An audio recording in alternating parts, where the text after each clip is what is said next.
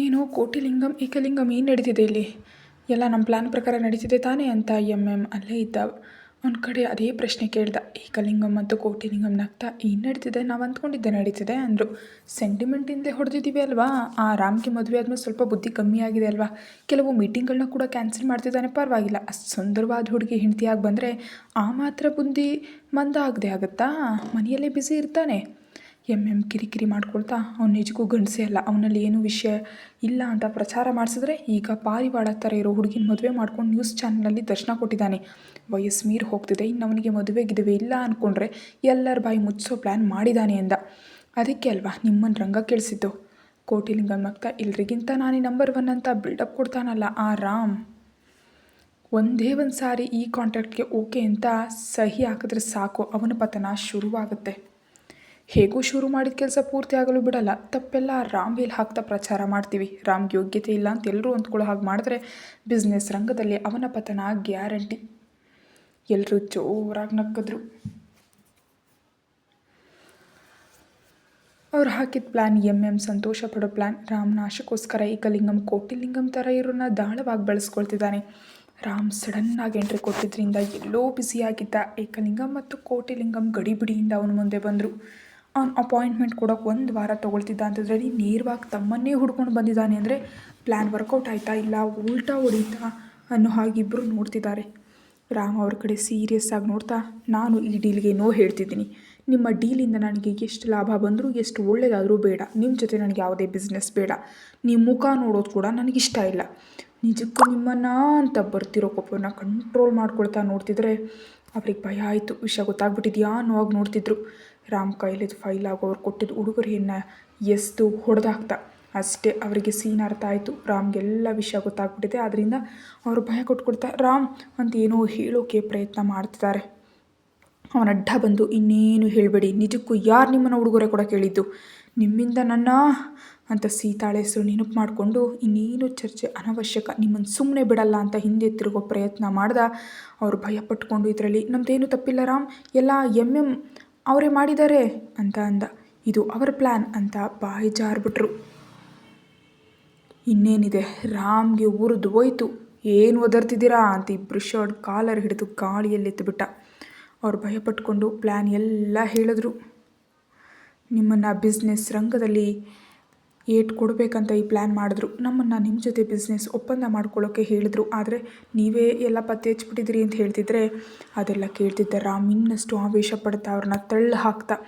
ಕಂಕಾಲಾಗಲ್ಲಿಗೆ ಬಂದ ಲಕ್ಷ್ಮಣ್ ಅವ್ರು ಹೇಳಿದ್ದನ್ನು ಕೇಳಿಸ್ಕೊಂಡು ಅಷ್ಟೇ ಅವನ ಮತಿ ಹೋಗ್ಬಿಡ್ತು. ಈ ದ್ರೋಹಿಗಳ, ನಿಮಗೋಸ್ಕರ ತುಂಬ ದೊಡ್ಡದಾಗಿ ಹೇಳಿದೆ ಕಣ್ರೋ. ನಮ್ಮ ಬಾಸ್ ಜೊತೆ ನೇರವಾಗಿ ಮುಖಾಮುಖಿ ಆಗೋ ಧೈರ್ಯ ಇಲ್ಲದೆ ಅಡ್ಡದಾರಿಯಲ್ಲಿ ನಿಮ್ಮನ್ನು ಕಳಿಸಿದಾರಾ ಅಂತಿದ್ದಾನೆ ಲಕ್ಷ್ಮಣ್. ರಾಮ್ ಸೀರಿಯಸ್ ಆಗ್ತಾ, ನಿಮ್ಮನ್ನೆಲ್ಲ ಅವ್ರಿಗೆ ಬುದ್ಧಿ ಕಲಿಸ್ತೀನಿ, ಖಂಡಿತ ಕಲಿಸ್ತೀನಿ, ಆಮೇಲೆ ನಿಮಗೆ ಅಂತ ಆವೇಶ ಪಡ್ತಾ ಹಿಂದಕ್ಕೆ ತಿರುಗ್ದ. ಲಕ್ಷ್ಮಣ್ ಭಯಪಡ್ತಾ, ಸಾರಿ ಬಾಸ್, ನಾನು ಇವ್ರನ್ನ ನಮ್ಮದೇ ಆದರೆ ನಿಮ್ಮ ಹೆಂಡತಿ ನಮ್ಮ ಅತ್ತಿಗೆಯಮ್ಮ ತನ್ನ ಆರೋಗ್ಯ ಹಾಳು ಮಾಡ್ಕೊಂಡು ನಿಮಗೆ ಒಳ್ಳೇದು ಮಾಡಿದ್ರು. ಇಲ್ಲಾಂದರೆ ನೀವು ಎಲ್ಲಿಗೆ ಬರ್ತಿರ್ಲಿಲ್ಲ, ನಿಜ ಗೊತ್ತಾಗ್ತಿರ್ಲಿಲ್ಲ. ಇದೆಲ್ಲ ಸೀತಾ ಮೇಡಮ್ ಕ್ರೆಡಿಟ್ ಅಂತಂದರು. ರಾಮ್ ಸೀರಿಯಸ್ ಆಗ್ತಾ, ಬಾಯಿ ಮುಚ್ಚು, ನಿಜಕ್ಕೂ ನಂಗೆ ತುಂಬ ಕೋಪ ಬಂದಿದೆ ಅಂತ ಕಾರ್ನಲ್ಲಿ ಕೂತ. ಲಕ್ಷ್ಮಣ್ ಟೆನ್ಷನ್ ಆಗಿ ನೋಡ್ತಾ, ಎಲ್ಲಿಗೆ ಬಾಸ್, ಆ ಹತ್ರಕ್ಕ ಅಂದ. ರಾಮ್ ಏನೋ ಯೋಚಿಸ್ತಾ, ಇಲ್ಲ, ಅವ್ರ ಹತ್ರ ನಾನು ಹೋಗೋ ಅಗತ್ಯ ಇಲ್ಲ.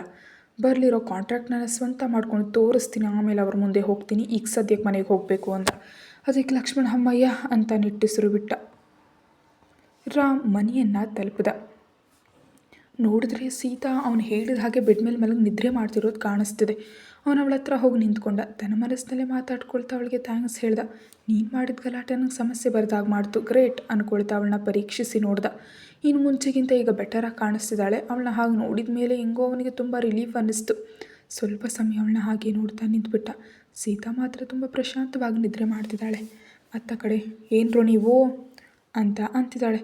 ಅವನು ಅಗ್ರಿಮೆಂಟ್ ಸೈನ್ ಮಾಡಲಿಲ್ವಾ, ನೀವೇ ಈ ಪ್ಲ್ಯಾನ್ ಮಾಡಿದ್ದು ಅಂತ ಅವನಿಗೆ ಹೇಳ್ಬಿಟ್ರಾ? ಬಾಗಿ ಕಂಗಾಲಾಗಿ ಕೇಳ್ತಿದ್ರೆ ಆ ಕಡೆ ಕೋಟಿಲಿಂಗಂ ಏಕಲಿಂಗಂ ಬೇಸರದಿಂದ ನೋಡ್ತಾ ಹೇಳ್ದೆ, ಇನ್ನೇನು ಮಾಡೋಕ್ಕಾಗುತ್ತೆ, ಅವ್ನು ನಮ್ಮ ಕಾಲರ್ ಹಿಡಿದು ಸಾಯಿಸೋ ಥರ ಬೆದರಿಸಿದ್ರೆ ನಮಗೆ ಭಯ ಆಯಿತು, ಅದಕ್ಕೆ ನಿಜ ಹೇಳ್ಬಿಟ್ಟು. ಆ ಏಟಿಗೆ ಬಾಗಿ ಶಾಕ್ ಆಗಿಬಿಟ್ರು. ಇವಾಗ ಏನು ಮಾಡ್ತಾನೋ, ಮೊದಲಿಂದ ಅವನ ಮೇಲೆ ನಡೀತಿರೋ ತಪ್ಪು ಪ್ರಚಾರ ಎಲ್ಲ ನಮ್ಮದೇ ಅಂತ ಗೊತ್ತಾದರೆ ಇನ್ನೂ ಸುಮ್ಮನೆ ಇರಲ್ಲ, ನಮ್ಮನ್ನು ನಾಶ ಮಾಡ್ತಾನೆ ಅಂತ, ಯಾವ ಕ್ಷಣದಲ್ಲಾದರೂ ಅವನು ಬರ್ತಾನೆ, ಅಟ್ಯಾಕ್ ಮಾಡ್ತಾನೆ ಅಂತ ಭಯಪಟ್ಟು ಹೋಗ್ತಿದ್ದಾರೆ. ಆದರೆ ರಾಮ್ ನೇರವಾಗಿ ತಮ್ಮ ಕಡೆ ಬಾರದೆ ಮನೆ ಕಡೆ ಹೊರಟೋಗಿದ್ದೇನೆ ಅಂತ ಗೊತ್ತಾಯಿತು. ಅವ್ರಿಗೆ ಏನೂ ಅರ್ಥ ಆಗಲಿಲ್ಲ. ಇಷ್ಟು ದೊಡ್ಡ ವಿಷಯ ಗೊತ್ತಾಗಿಯೋ ಅವ್ನು ಇಲ್ಲಿಗೆ ಬರದೆ ಮನೆಗೆ ಹೋಗಿದ್ದಾನೆ ಅಂದರೆ ಏನೋ ದೊಡ್ಡ ಪ್ಲ್ಯಾನ್ ಮಾಡ್ತಿದ್ದಾನೆ ಅಂದ್ಕೊಂಡು ಮುಂಜಾಗ್ರತೆ ತಗೋಬೇಕಂತ ಏನೇನೋ ಪ್ಲ್ಯಾನ್ ಹಾಕ್ಕೊಳ್ತಾ ಇದ್ದಾರೆ. ತುಳಸಿ ಅವರಿಗೆ ವಿಷಯ ಗೊತ್ತಾಯಿತು. ಲಲಿತಾ ಅವ್ರು ಫೋನ್ ಮಾಡಿ ಹೇಳಿದ್ರು, ಮನೆ ಸೊಸೆ ಬಂದು 2 ದಿನ ಆಗಿಲ್ಲ, ಹೀಗಾಗಿದೆ ಅಂತ ವಿಷಯ ಹೇಳಿದ್ರು. ಆ ಮಾತು ಕೇಳಿ ಅತ್ತ ಕಡೆ ತುಳಸಿ ಅವರು ತುಂಬ ಕಂಗಾಲಾಗ್ಬಿಟ್ರು. ಆದರೆ ಸದ್ಯ ಕೆಲಸಗಳನ್ನೆಲ್ಲ ಬಿಟ್ಟು ರಾಮ್ ಸೀತಾ ಜೊತೆ ಇದ್ದಾನೆ, ಅವಳು ರೂಮ್ನಲ್ಲಿದ್ದಾನೆ ಅನ್ನೋ ಮಾತು ಕೇಳಿ ಸ್ವಲ್ಪ ಧೈರ್ಯ ತಂದುಕೊಂಡ್ರು. ಸೀತಾ ಇದ್ಮೇಲೆ ಫೋನ್ ಮಾಡ್ತೀನಿ ಅಂತ ಅಂದ್ಕೊಂಡ್ರು. ರೂಮ್ನಲ್ಲಿ ನಿದ್ರೆ ಮಾಡ್ತಿರೋ ಸೀತಾ ಎದುರುಗಡೆ ರಾಮ್ ಇದ್ದಾನೆ. ಅವನ ಪರಿಸ್ಥಿತಿ ಏನೋ ಅವನಿಗೆ ಅರ್ಥ ಆಗ್ತಾ ಇಲ್ಲ. ಸುಸ್ತಾಗಿದ್ದರಿಂದ ನಿದ್ರೆ ಮಾಡಿದ್ಲು ಸೀತಾ. ಈಗ ಸ್ವಲ್ಪ ಹುಷಾರಾದಾಗ ಅನ್ನಿಸ್ತು. ಅವಳು ಕಣ್ಬಿಟ್ಟು ನೋಡಿದ್ಲು. ಸೀತಾ ಎದುರುಗಡೆ ರಾಮ್ ತನ್ನನ್ನೇ ನೋಡ್ತಿರೋದು ಕಾಣಿಸ್ತು.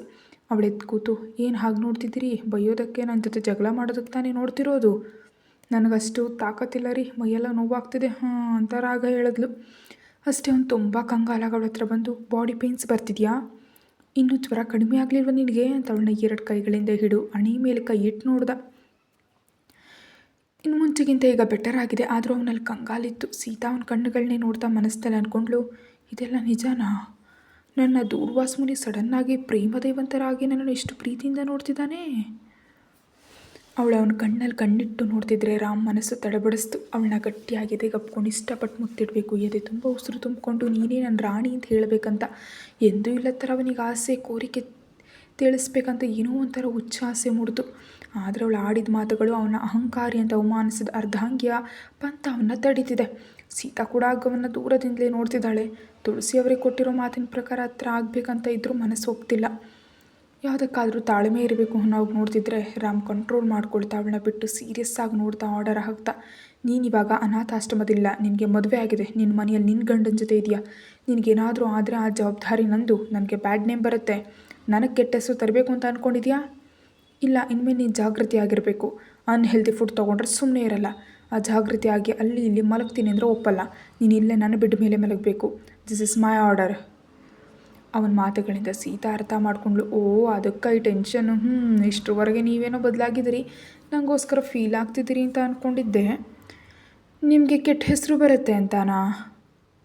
ಡೋಂಟ್ ವರಿ ಮೈ ಹಸ್ಬೆಂಡ್, ನಾನು ನಿಮ್ಮ ಕೆಟ್ಟ ಹೆಸರು ಬರೋ ಕೆಲಸ ಯಾವತ್ತೂ ಮಾಡಲ್ಲ. ಇನ್ಮೇಲೆ ಜಾಗೃತಿ ಆಗಿರ್ತೀನಿ, ಟೆನ್ಷನ್ ಆಗಬೇಡಿ. ನಿಮ್ಮ ಅಮೂಲ್ಯವಾದ ಸಮಯ ವೇಸ್ಟ್ ಮಾಡಿದ್ದಕ್ಕೆ ಕ್ಷಮಿಸಿ, ರೆಸ್ಟ್ ತಗೊಳ್ಳಿ, ನಾನಿವಾಗ ಚೆನ್ನಾಗಿದ್ದೀನಿ ಅಂತ ಬೆಡ್ ಇಳಿದು ಹೋಗೋಕ್ಕೆ ಹೋದ್ಲು.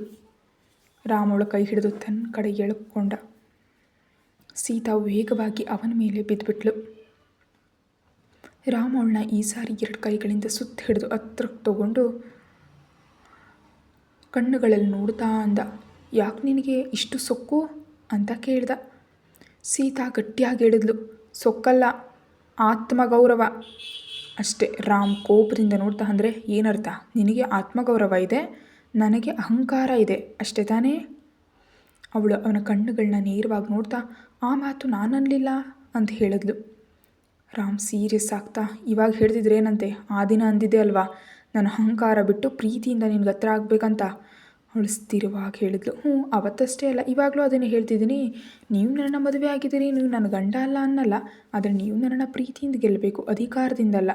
ಒಂದೇ ಒಂದು ಸಾರಿ ಹೇಳಿ ನಾನು ಅಹಂ ಪಕ್ಕಕ್ಕಿಟ್ಟಿದ್ದೀನಿ, ನನಗೆ ನೀನು ಬೇಕು ಸೀತಾ ಅಂತ. ಇವಾಗಲೇ ನಿಮ್ಮ ತೋಳ್ನಲ್ಲಿ ಕರ್ಗೆ ಹೋಗ್ಬಿಡ್ತೀನಿ. ಆ ಮಾತು ಹೇಳ್ತಿರೋ ಸೀತಾ ಮನಸ್ಸು ಎಷ್ಟು ಹಾರಾಟ ಪಡ್ತಿದೆಯೋ. ಹೇಳಿ, ನನಗೇನೋ ಅಹಂ ಇಲ್ಲ, ನಾನು ಬದಲಾಗಿದ್ದೀನಿ, ನನಗೇನು ಬೇಕು ಅಂತ ಹೇಳಿ ಪ್ಲೀಸ್ ಅಂತ ಬೇಡ್ಕೊಳ್ತಿದ್ದೆ ಮನಸ್ಸಿನಲ್ಲಿ. ರಾಮ್ ಕೆಲವು ಕ್ಷಣಗಳು ಕರಗಿ ಹೋದ. ನಾನು ಹೆಂಡತಿ ಮುಂದೆ ನನಗೇನು ಪಂಥ, ಇಷ್ಟು ಸುಂದರವಾದ ಚಂದ್ರನಂತ ಹುಡುಗಿ ನನ್ನವಳಾಗ್ತಿ ನಿಂತಿದ್ರೆ ಯಾಕೆ ನನಗೆ ಈ ಪಂಥ ಅಂತ ಚೆಲ್ಲಿಸ್ತಾ. ಆದರೆ ಅಷ್ಟರಲ್ಲೇ ಅವನಲ್ಲಿರೋ ಪುರುಷ ಅಹಂಕಾರ ಅಡ್ಡ ಬಂತು. ಇಲ್ಲ, ನಾನು ನನ್ನ ಹಾಗೆ ಇರ್ತೀನಿ, ಯಾರಿಗೋಸ್ಕರ ನಾನು ಬದಲಾಗಲ್ಲ, ಯಾವತ್ತೂ ಒಂದೇ ಮಾತು, ಒಂದೇ ಪದ್ಧತಿ ಅಂತ ಹೇಳ್ದ. ನಾನು ರೈಟ್, ನನ್ನ ಹತ್ರ ಹೀಗೆ ಮಾತಾಡೋದಕ್ಕೆ ನೀನು ಕ್ಷಮೆ ಕೇಳಬೇಕು, ನೀವು ನನಗೆ ಬೇಕು ಅಂತ ಕೇಳಬೇಕು, ನಿನ್ನಿಷ್ಟಕ್ಕೆ ನೀನೇ ನನ್ನ ಸೇರಬೇಕು. ಅಷ್ಟರವರೆಗೆ ನಾನು ಹೀಗೆ ಇರ್ತೀನಿ, ನೀನೇ ದಾರಿಗೆ ಬರ್ತೀಯಾ? ನನ್ನ ಮಾತಿಗೆ ಎದುರು ಹೇಳಿದ್ದಕ್ಕೆ, ನನ್ನ ಹತ್ರ ಸೊಕ್ಕಿನಿಂದ ಮಾತಾಡೋದಕ್ಕೆ ಖಂಡಿತ ಕ್ಷಮೆ ಕೇಳ್ತೀಯಾ? ಸೀತಾ ಅವನ ಕೆನ್ನೇನು ಮುಡ್ತಾ ಇಷ್ಟದಿಂದ ನೋಡ್ತಾ ಕೇಳಿದ್ಲು, ಏನೂ ಹಾಗೆ ನೋಡ್ತಿದ್ದೀರಾ? ಆ ಮನಸ್ಸಿಂದಲೇ ಗೆಲ್ಲಬೇಕಂತ ಅರ್ಥ ಆಯಿತಾ? ರಾಮ್ ಸೀರಿಯಸ್ ಆಗ್ತಾ ಅವಳನ್ನ ಬಿಟ್ಬಿಟ್ಟು ಕೋಪದಿಂದ ನೋಡ್ತಾ, ಮನಸ್ಸು ಗೆಲ್ಲೋದು ಅದೆಲ್ಲ ನಂಗೆ ಗೊತ್ತಿಲ್ಲ, ಅದೆಲ್ಲ ಕಸ ಅಂಥದ್ದನ್ನು ನಾನು ಲೆಕ್ಕಿಸ್ಕೊಳ್ಳಲ್ಲ. ಆದರೆ ನೀನು ಆಡಿದ ಮಾತುಗಳನ್ನ ಲೆಕ್ಕಿಸ್ಕೊಂಡಿದ್ದೀನಿ. ನನ್ನ ಅಹಂಕಾರಿ ಅಂತಿದ್ಯಾ? ನನ್ನ ಅಹಂ ಪಕ್ಕಕ್ಕೆ ಇಡಬೇಕಂತಿದ್ಯಾ? ಹೀಗೆ ಮಾತಾಡೋದು ತಪ್ಪು ಅಂತ ನೀನೇ ತಿಳ್ಕೋಬೇಕು. ನಿನ್ನ ಸೊಪ್ಪು ಪಕ್ಕಕ್ಕಿಟ್ಟು ನಂಗೆ ಸಾರಿ ಹೇಳಬೇಕು ನೀನು. ಖಂಡಿತ ಹೇಳ್ತೀಯಾ?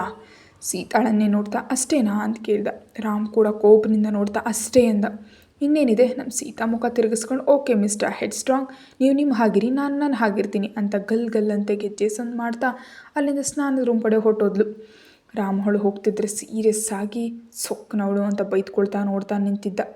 ಅವನಿಗೆ ತುಂಬ ಡಿಸ್ಟರ್ಬ್ ಆದಾಗಿತ್ತು ಅವಳ ಬಿಹೇವಿಯರ್. ಸೀತಾ ಹೋದ್ಮೇಲೆ ಅವಳು ಮುಟ್ಟಿದ್ದಕ್ಕೆ ನೀನು ಕೈಯಿಂದ ಸವರ್ತಾ ನನ್ನನ್ನು ಕರಗಿಸೋ ಪ್ರಯತ್ನ ಮಾಡ್ತಿದ್ದಾಳೆ. ಹುಚ್ಚಿ, ಇಲ್ಲಿರೋದು ರಾಮ್, ನೀನೇ ನನ್ನ ದಾರಿಗೆ ಬರ್ತೀಯಾ, ಇಲ್ಲಾಂದರೆ ಬಿಡ್ತೀನಾ ಅಂತ ದೀರ್ಘವಾಗಿ ನೆಟ್ಟಿಸಿರು ಬಿಡ್ತಾ ಏನೋ ನೆನಪಾದ ಗಬಗಬ ಅಲ್ಲಿಗೋದ. ಅಲ್ಲಿ ಎಲ್ರಿಗೂ ಆರ್ಡರ್ ಆಗ್ತಾ ಸೀತಾ ಮನೆಯಲ್ಲಿ ಯಾವುದೇ ಕೆಲಸ ಮಾಡುವಾಗಿಲ್ಲ, ಹಾಗೆ ನಾನು ಹೇಳಿರೋ ಫುಡ್ ಮಾತ್ರ ಅವಳಿಗೆ ಕೊಡಬೇಕು. ನಾನು ಹೇಳಿರೋ ಫುಡ್ ಬಿಟ್ಟು ಸೀತಾ ಬೇರೆ ಯಾವುದೇ ಫುಡ್ ತೊಗೊಳ್ಬಾರ್ದು. ಅವಳು ಬೇರೆ ಏನಾದರೂ ತಿಂದರೆ, ಬೇರೆ ಏನಾದರೂ ಕೆಲಸ ಮಾಡಿದ್ರೆ ನಿಮಗೆ ಪನಿಷ್ಮೆಂಟ್ ಇರುತ್ತೆ, ನಿಮ್ಮ ಕೆಲಸ ಹೋಗುತ್ತೆ, ತಕ್ಷಣ ನೀವೆಲ್ಲ ಹೋಗ್ತೀರಿ ಅಷ್ಟೇ. ಆ ಆರ್ಡರ್ಗೆ ಎಲ್ಲರೂ ಹೆದರಿದ್ರು. ಕಿಚನ್ನಲ್ಲಿದ್ದವರಿಗೆ ಬಾಸ್ ಲಿಸ್ಟ್ ಕೊಟ್ಟರು. ಸೀತಾ ತಿನ್ನೋ ಫುಡ್, ಕುಡಿಯೋ ಡ್ರಿಂಕ್, ಟೈಮಿಂಗ್ಸ್ ಎಲ್ಲ ವಿಷಯಗಳು ಅದರಲ್ಲಿ ಕ್ಲಿಯರ್ ಆಗಿದ್ವು. ಅದರಲ್ಲಿ ಯಾವುದೇ ಬದಲಾವಣೆ ಇರಬಾರ್ದು. ತುಂಬ ಸೀರಿಯಸ್ ಆಗಿ ಆರ್ಡರ್ ಬಂದಿದೆ ಅಂದರೆ ಇನ್ನೇನು ಬದಲಾವಣೆ ಇರಲ್ಲ. ಲಲಿತಾ ಅವರು ಹಾಗೂ ಪ್ರಕಾಶ್ ಅವರು ಮಗ ತನ್ನ ಹೆಂಡತಿಗಾಗಿ ಜಾಗ್ರತೆ ತಗೋತಾ ಆರ್ಡರ್ಸ್ ಹಾಕಿದರೆ ಅಡ್ಡಿ ಬರಬೇಕು ಅಂತ ಅಂದ್ಕೊಳ್ಳಿಲ್ಲ. ಅವರು ಅವನಿಗೆ ಸಹಾಯ ಮಾಡೋ ಹಾಗೆ ಒಂದು ಪ್ಲ್ಯಾನ್ ಮಾಡಿದ್ರು. ಮಗನ ಮದುವೆ ಆದರೆ ದೇಶದಲ್ಲಿರೋ ಪುಣ್ಯಕ್ಷೇತ್ರಗಳನ್ನೆಲ್ಲ ದರ್ಶನ ಮಾಡ್ತೀವಿ ಅಂತ ಹರಕೆ ಹೊತ್ತಿದ್ವು ಅಂತ ಸಡನ್ನಾಗಿ ಪ್ರಯಾಣ ಶುರು ಮಾಡಿದ್ರು. ತಿರುಗಿ ಬರೋದಕ್ಕೆ ತುಂಬ ದಿನ ಆಗುತ್ತೆ ಅಂತ ಕ್ಲಿಯರಾಗಿ ಹೇಳಿ ಓಡ್ತಿದ್ರೆ ವಿಷಯ ತಿಳಿದು ಸೀತಾ ಮತ್ತು ರಾಮ ಆಶ್ಚರ್ಯಪಟ್ಟರು. ರಾಮ ಅವ್ರನ್ನ ತಡೆಯೋ ಪ್ರಯತ್ನ ಮಾಡಿದ್ರು, ಪ್ರಯೋಜನ ಆಗಲಿಲ್ಲ. ಅವ್ರು ಚಾನ್ಸ್ ಕೊಡದೆ ಗಡಿಬಿಡಿ ಮಾಡ್ತಾ ಲಕ್ಷ್ಮಣ ಕೆಲವು ಜಾಗ್ರತೆ ತೊಗೋಬೇಕಂತ ಹೇಳಿ ಫೋನಲ್ಲಿ ಎಲ್ಲ ವಿಷಯಗಳನ್ನ ಎಲ್ಲ ಟೈಮ್ ಹೇಳ್ತಾ ಇರಬೇಕು ಅಂತ ಆರ್ಡರ್ ಮಾಡಿ ಹೊರಟೋದ್ರು. ಪ್ರಕಾಶ್ ಅವ್ರು ಲಲಿತಾ ಅವ್ರು ಸರಿಯಾದ ಸಮಯದಲ್ಲಿ ಆ ಹೊಸ ಜೋಡಿಯನ್ನು ಒಬ್ಬಂಟಿಯಾಗಿಬಿಟ್ಟು ಹೊರಟೋದ್ರು. ರಾಮ್ ಕಿರಿಕಿರಿಯಿಂದ ನೋಡ್ತಾ ಸಡನ್ನಾಗಿ ಅಮ್ಮ ಅಪ್ಪ ಮನೆ ಬಿಟ್ಟು ತೀರ್ಥಯಾತ್ರೆ ಅಂತ ಹೊರಟೋದ್ರು. ಕೇಳಿದ್ರೆ ಭಕ್ತಿ ಹರಕೆ ಅಂತಾರೆ. ಈ ಹೆಟೆಕ್ಕನ್ನು ನನ್ನ ಹತ್ರ ಬಿಟ್ಟು ಹೋದರೆ ಹೇಗೆ? ಅವ್ನು ಇವಾಗಲೇನು ಮಾಡಬೇಕನ್ನೋ ಹಾಗೆ ನೋಡ್ತಿದ್ರೆ ಹಿಂದೆ ನಿಂತ್ಕೊಂಡು ಅತ್ತೆ ಮಾವ ಹೋಗ್ತಿದ್ರೆ ಟಾಟಾ ಹೇಳ್ತಾ ಅವ್ರು ಹೋಗ್ತಿದ್ದಾಗ ಸಣ್ಣ ಮಗುವಿನ ಥರ ಅಳ್ತಿದ್ದಾಳೆ ಸೀತಾ. ಅಲ್ಲೇ ಲಕ್ಷ್ಮಣ್ ನಿಂತಿದ್ದ. ರಾಮ ಅರ್ಥ ಆಗದ ಹಾಗೆ ಹಿಂದಕ್ಕೆ ತಿರುಗಿ ಯಾಕೆ ಅಳ್ತಿದ್ಯಾ ಅನ್ನೋ ಹಾಗೆ ನೋಡ್ದ. ಸೀತಾ ಸಣ್ಣ ಮಗುವಿನ ಥರ ಅಳ್ತಾ ಸಡನ್ನಾಗಿ ಇಷ್ಟು ದೊಡ್ಡ ಮನೆಯವರು ನಾನು ಒಬ್ಬಳನ್ನೇ ಬಿಟ್ಬಿಟ್ಟು ನಿಮ್ಮ ಜೊತೆ ಬಿಟ್ಟು ಹೋಗ್ತಿದ್ದಾರೆ, ಈ ಹೆಡ್ ಸ್ಟ್ರಾಂಗ್ ಜೊತೆ ಹೆಂಗೆ ಬಾಳೋದು ಅಂತ ರಾಗ ಹೇಳಿದ್ಲು. ಅಷ್ಟೇ ರಾಮ್ ಅವಳ ಕಡೆ ಕೋಪದಿಂದ ನೋಡ್ತಾ ಎಕ್ಸ್ಕ್ಯೂಸ್ ಮೀ, ನೀನೇನಂತಿದ್ಯಾ? ಆ ಮಾತು ನಾನು ಕಣನ್ಬೇಕು, ನಿನ್ನ ಜೊತೆ ನಾನು ಹೆಂಗೆ ಬಾಳೋದು? ನಿಜಕ್ಕೂ ಹೇಳಿದ ಮಾತು ಕೇಳಲ್ಲ, ಗಲಾಟೆ ಕೆಲಸ ಮಾಡ್ತೀಯಾ, ನಾನು ಬ್ಯುಸಿಯಾಗಿರ್ತೀನಿ, ನಿನ್ನ ನೋಡ್ಕೊಳ್ಳೋದು ಒಂದೇ ನನ್ನ ಕೆಲಸ ಅಲ್ಲ, ತಿರುಗಿ ಬಂದು ನೀನು ನನ್ನ ಜೊತೆ ಬಾಳೋಕ್ಕಾಗಲ್ಲ ಅಂತೀಯಾ? ಅಲ್ಲಿರೋ ಲಕ್ಷ್ಮಣ್ ಹಾಗೂ ಇನ್ನು ಕೆಲವು ವರ್ಕರ್ಸ್ ಅವರ ಕಡೆ ವಿಚಿತ್ರವಾಗಿ ನೋಡ್ತಿದ್ದಾರೆ.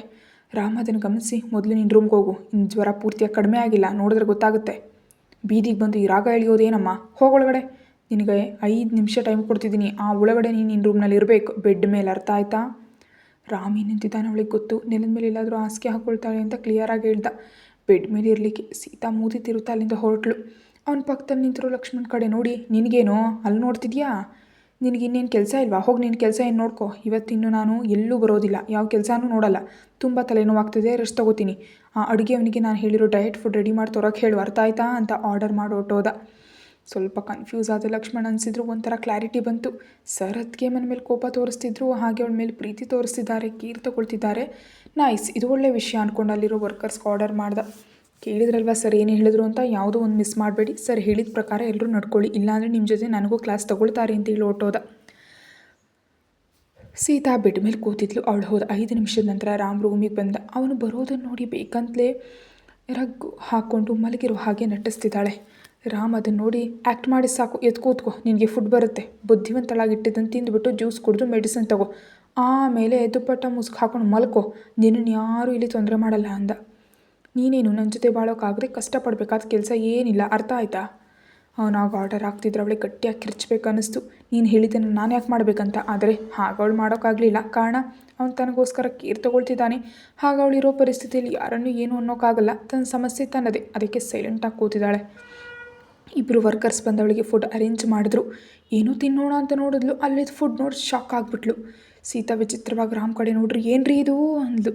ಏನು?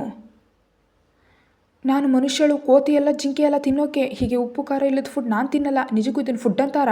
ಗಿಡಗಳ ಮೇಲೆ ಸಿಗೋ ಕಾಯಿಗಳನ್ನೆಲ್ಲ ಕೊಯ್ದು ಬೌಲ್ ತುಂಬಿಸಿ ಫುಡ್ ಅಂತ ತಂದಿಟ್ರೆ ನಾನು ತಿನ್ನಬೇಕಾ? ನಾನು ತಿನ್ನಲ್ಲ ಅಂದ್ಲು. ನನಗೆ ಖಾರವಾಗಿ ಯಾವುದಾದ್ರೂ ಬಜ್ಜಿನೋ ಪೆಸರಟ್ಟೋ ದೋಸೆನೋ ಇಟ್ಟರೆ ಇಷ್ಟಪಟ್ಟು ತಿಂತೀನಿ, ನಾಲ್ಕಿಗೆ ರುಚಿ ಅನಿಸುತ್ತೆ. ನಿಜಕ್ಕೂ ಪೆಸರಟ್ಟಿನ ಕೊಬ್ಬರಿ ಚಟ್ನಿ, ಶುಂಠಿ ಚಟ್ನಿ ಅಥವಾ ಪುದೀನ ಚಟ್ನಿ ಇದ್ದರೆ 4-5 ಹೊಡಿಬೋದು ಗೊತ್ತಾ? ಇನ್ನು ಹೇಳಬೇಕಂದ್ರೆ ಪೆಸರಟ್ಟಿನಲ್ಲಿ ಈರುಳ್ಳಿ ಕಟ್ ಮಾಡಿ ಜೀರಿಗೆ ಜೊತೆ ಸೇರಿಸಿ ಹಾಕಿದ್ರೆ ಆಹಾ ಹೇಗಿರುತ್ತೆ. ಪ್ಲೀಸ್ ನನ್ನ ಮೇಲೆ ಹೀಗೆ ರಿವೆಂಜ್ ತೊಗೋಬೇಡಿ. ಇವನ್ ನಾನು ತಿನ್ನೋಕ್ಕಾಗಲ್ಲ, ನನಗೆ ಬೇಡ. ಸೀತಾ ಮಾತುಗಳು ಕೇಳ್ತಿದ್ರೆ ಅವ್ನಿಗೆ ಅರ್ಥ ಆಗೋಯ್ತು, ಅವಳು ಗಲಾಟೆ ಹುಡುಗಿ ಅಷ್ಟೇ ಅಲ್ಲ, ಅಮಾಯಕಿ ಕೂಡ ಅಂತ. ತನ್ನ ಇಷ್ಟವನ್ನು ಎಷ್ಟೋ ಓಪನ್ ಆಗಿ ಹೇಳ್ತಾಳೆ, ಅದಕ್ಕೆ ಸಂತೋಷ. ಆದರೆ ಆರೋಗ್ಯ ಹಾಳು ಮಾಡ್ಕೊಳ್ಳೋ ಫುಡ್ ತಿಂತೀನಿ ಅಂದರೆ ಅದು ಹೆಂಗೆ ಒಪ್ತಾನೆ? ಅದಕ್ಕೆ ಸೀರಿಯಸ್ ಆಗಿ ಆರ್ಡರ್ ಮಾಡ್ದ. ಇನ್ನೊಂದು 3 ದಿನ ನೀನು only fruits, bread toast, salad ಅಷ್ಟೇ ತೊಗೋಬೇಕು. ಅವ್ನು ಸಣ್ಣದಾಗಿ ನಕ್ಕು ವರ್ಕರ್ಸ್ಗೆ ಒಟ್ಟು ಹೋಗೋಕೆ ಹೇಳ್ದ.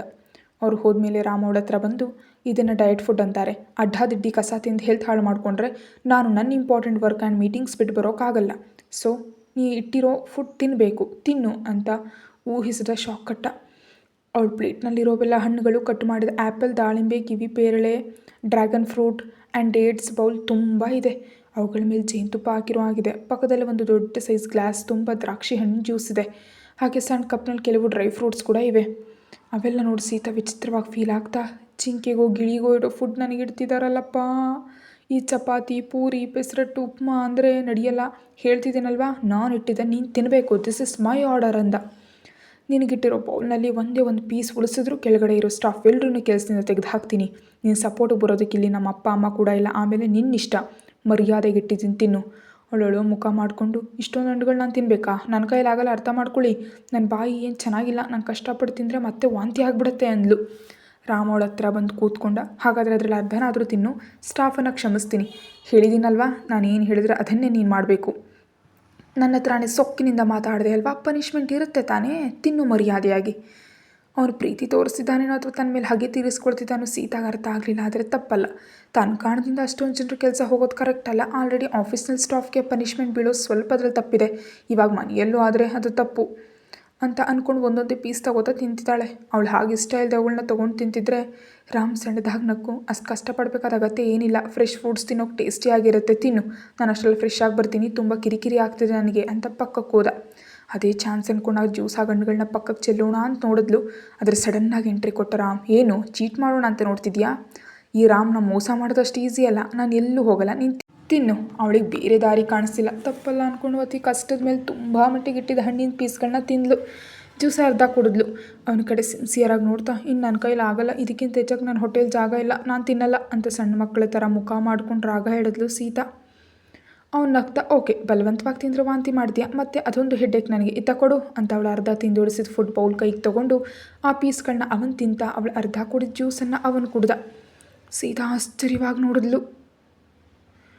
ನಾನು ಎಂಜಲು ಮಾಡಿ ಜ್ಯೂಸ್ ಕುಡಿತಿದ್ದೀರಿ ಅನ್ನೋ ಹಾಗೆ ಅವಳು ನೋಡ್ತಾ ಇದ್ದರೆ ಅವನು ಬಿಲ್ಡಪ್ ಕೊಡ್ತಾ, ಏನೋ ಹಾಗೆ ನೋಡ್ತಿದ್ಯಾ? ಕಷ್ಟಪಟ್ಟು ಸಂಪಾದನೆ ಮಾಡಿದ ದುಡ್ಡಿನಿಂದ ಕೊಂಡಿದ್ದೀವಲ್ಲ, ನೀನು ಎಂಜಲು ಮಾಡಿದೀಯ ಅಂತ ಚೆಲ್ಲಬೇಕಾ? ವೇಸ್ಟ್ ಮಾಡಿದ್ರೆ ನನಗೆ ತಾನೇ ಲಾಸು, ಅದರಲ್ಲೂ ನನಗೆ ಹಸಿವಾಗ್ತಿದೆ. ಇವಾಗ ಕೆಳಗಡೆ ಹೋಗಿ ಡಿನ್ನರ್ ಮಾಡೋ ತಾಕತ್ತಿಲ್ಲ, ನಿದ್ರೆ ಕೂಡ ಬರ್ತಿದೆ, ಇವು ನನಗೆ ಸಾಕು, ನೀನು ಮೆಡಿಸಿನ್ ಹಾಕೊಂಡು ಮಲ್ಕೋ, ನಾನು ಕೂಡ ಮಲಗ್ತೀನಿ ಅಂತ ಅವುಗಳ ಮುಂದೆ ಹಣ್ಣುಗಳು ಹಾಕಿ ಜ್ಯೂಸ್ ಖಾಲಿ ಮಾಡಿ ಬೆಡ್ ಮೇಲೆ ಕೂತ. ಸೀತಾ ವಿಚಿತ್ರವಾಗಿ ನೋಡ್ತಾ, ನೀವಿಲ್ಲೇ ಮಲಗ್ತೀರಾ ಅಂತ ಕೇಳಿದ್ಲು. ಅವ್ನು ಹೌದು ಅನ್ನೋ ಹಾಗೆ ನೋಡ್ದ. ಅವಳು ಬೆಡ್ ಹಿಡಿದು, ಹಾಗಾದರೆ ನಾನು ಕೆಳಗಡೆ ಹೋಗಿ ಮಲಗ್ತೀನಿ ಅಂದ್ಲು. ಅವಳ ಕೈ ಹಿಡಿದು, ಏನು ಅಗತ್ಯ ಇಲ್ಲ, ನನ್ನ ಬೆಡ್ 4 ಜನಕ್ಕೆ ಸಾಕಾಗುವಷ್ಟು ದೊಡ್ಡದಾಗಿದೆ, ನಾನು ಈ ತುದಿಯಲ್ಲಿ ಮಲಗ್ತೀನಿ, ನೀನು ಆ ತುದಿಯಲ್ಲಿ ಮಲ್ಕೋ, ನಿನಗೇನು ತೊಂದರೆ ಇರಲ್ಲ ಬಿಡು ಅಂತ ಹೇಳಿ ಮಲಗ್ದ. ಸೀತಾ ಸಣ್ಣದಾಗಿ ನಕ್ಕು, ನನಗೇನು ತೊಂದರೆ ಇಲ್ಲ ರೀ, ನಿಮಗೆ ತೊಂದರೆ ಆಗುತ್ತೆ ಅಂತ ನನ್ನ ಡೌಟು. ಯಾಕಂದರೆ ನಂಗೆ ನಿದ್ರೆಯಲ್ಲಿ ಕಾಲನ್ನು ಮೇಲೆ ಹಾಕೋ ಅಭ್ಯಾಸ ಇದೆ. ನನ್ನ ಪಕ್ಕ ಮಲಗೋ ಮದರ್ ಮೇಲೆ ನಾನು ಕಾಲು ಹಾಕ್ತಿದ್ದೆ, ಹಾಗೆ ಅಭ್ಯಾಸದಲ್ಲಿ ನಿಮ್ಮ ಮೇಲೆ ಕಾಲು ಹಾಕ್ಬಿಟ್ರೆ, ಈ ರಾಮ್ ಮೇಲೆ ಕಾಲು ಹಾಕಿದ್ಯಾ ಅಂತ ನನ್ನ ಕಾಲು ಮುರಿದು ಹಾಕಿದ್ರೆ, ಆಮೇಲೆ ನಾನು ಕುಂಟಿಯಾಗಿಬಿಟ್ರೆ, ಹಾಗೆ ನಿಮ್ಮ ಅಮೂಲ್ಯವಾದ ನಿದ್ರೆ ಹಾಳಾಗೋಗುತ್ತೆ ತಾನೇ. ಯಾಕೆ ಬಂದಿರೋ ಗಲಾಟೆ ಹೇಳಿ? ನೀವು ಹ್ಯಾಪಿಯಾಗಿ ಬೆಡ್ ಮೇಲೆ ಮಲಗಿ, ನಾನು ಯಾವತ್ತಿನ ಥರ ಕೆಳಗಡೆ ಮಲಗ್ತೀನಿ. ಅವನ ತಲೆ ಕೆಳಗೆ ಕೈ ಇಟ್ಕೊಂಡು ಅವರ ಕಡೆ ತಿರುಗಿ ಸಿಂಪಲ್ಲಾಗಿ ಆನ್ಸರ್ ಕೊಟ್ಟ, ನೀನು ನನ್ನ ಮೇಲೆ ಕಾಲು ಹಾಕಿದ ತಕ್ಷಣ ನಿನ್ನ ಕಾಲು ಮುರಿಯಲ್ಲ ಬಿಡು, ನನ್ನ ನಿದ್ರೆ ಏನು ಹಾಳಾಗಲ್ಲ, ನಾನು ತುಂಬ ಪ್ರಶಾಂತವಾಗಿ ನಿದ್ರೆ ಮಾಡಬಲ್ಲೆ, ನೀವು ಓವರ್ ಆ್ಯಕ್ಷನ್ ಮಾಡಿದೆ ಮಲ್ಕೊಳ್ಳಿ. ಒಂದು ವೇಳೆ ನೀನು ಬೇಕಂತಲೇ ಕಾಲು ಹಾಕಿದ್ರೆ ಆವಾಗ ನನಗೆ ಎಚ್ಚರ ಇದ್ದರೆ ನಿನ್ನನ್ನು ಪಕ್ಕಕ್ಕೆ ತಳ್ಳಿ ಮತ್ತೆ ಮಲಗ್ತೀನಿ, ಓಕೆನಾ?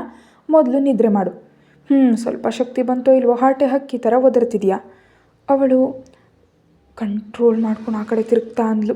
ನಾನು ಹರಟೆ ಅಕ್ಕಿನೋ ಏನೋ ಗೊತ್ತಿಲ್ಲ, ಆದರೆ ನೀವು ಮಾತ್ರ ದೂರ್ವಾಸ ಮುನಿ. ನೀವು ಹೆಂಡತಿ ಕೊಟ್ಟು ಫಸ್ಟ್ ಗಿಫ್ಟ್ ಕೊಟ್ಟು ಹಾಗೆ ಕೊಟ್ಟು ಕೈ ಬೆಳ್ಳೆಗಳನ್ನ ತಿರುಗಿ ತೊಗೊಬಿಟ್ರಿ. ಮದರ್ ಹತ್ರ ದೊಡ್ಡದಾಗಿ ಹೇಳಿದ್ದೆ ನನ್ನ ಹಸ್ಬೆಂಡ್ ಕೊಟ್ಟಿರೋ ಮೊದಲು ಗಿಫ್ಟ್ ಅಂತ, ಆದರೆ ಇವಾಗ ಕೊಟ್ಟು ಗಿಫ್ಟ್ ತಿರುಗಿ ತೊಗೊಂಡ್ಬಿಟ್ರಿ, ಐಮ್ ಹರ್ಟ್ ಅಂತ ಅವನ್ನ ಡಿಸ್ಟರ್ಬ್ ಮಾಡ್ತಾ ಮೆಲ್ಲಂಗೆ ನಿದ್ರೆಗೆ ಜಾರಿದ್ಲು. ರಾಮ್ ಏನೋ ಯೋಚಿಸ್ತಾ ಕಣ್ಣು ಮುಚ್ಕೊಂಡ.